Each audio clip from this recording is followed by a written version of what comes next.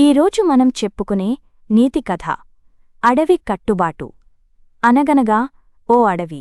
దానికి రాజు సింహం. అయినా దానిలో ఎలాంటి గర్వమూ ఉండేది కాదు. అది ఆజ్ఞలు కాకుండా సూచనలు మాత్రమే చేస్తుండేది. కాని ఓ కట్టుబాటును మాత్రం అందరూ పాటించేలా చూసేది. అదేంటంటే క్రూరమృగాలు ఆకలి వేస్తేనే జంతువులను చంపాలి.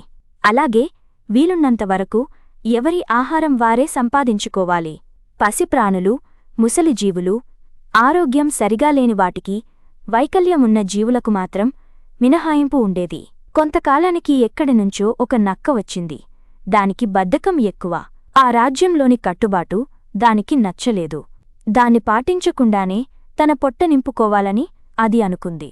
మెల్లగా తన తెలివితో మృగరాజు దగ్గర కొలువు సంపాదించింది. రాజు పేరు చెప్పి తోటి జంతువులను బెదిరించి వాటి ఆహారమూ కాజేసేది. తేలిగ్గా తిండి లభిస్తుండటంతో అవసరమైన దానికన్నా ఎక్కువ తినేది. ఇలా ఓ సంవత్సర కాలానికి నక్క శరీరంలో చాలా మార్పులు వచ్చాయి.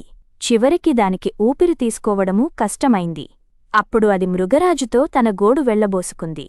సింహం రాజవైద్యుడైన ఎలుగుబంటితో దానికి చికిత్స చేయించింది. సోమరిగా ఉంటూ అవసరమైన దానికన్నా ఎక్కువ తినడం వల్లే ఈ దుస్థితి వచ్చిందని ఎలుగుబంటి నక్కతో చెప్పింది. నేను కట్టుబాటు పెట్టిందే మీ అందరి ఆరోగ్యం కోసం. ఇకనైనా దాన్ని పాటించు. నీకే మంచిది అని సింహం నక్కతో చెప్పింది. అప్పటినుంచి అది తన బద్ధకాన్ని వీడింది. మిగతా జంతువుల్లానే ఆ అడవి కట్టుబాటు పాటించింది.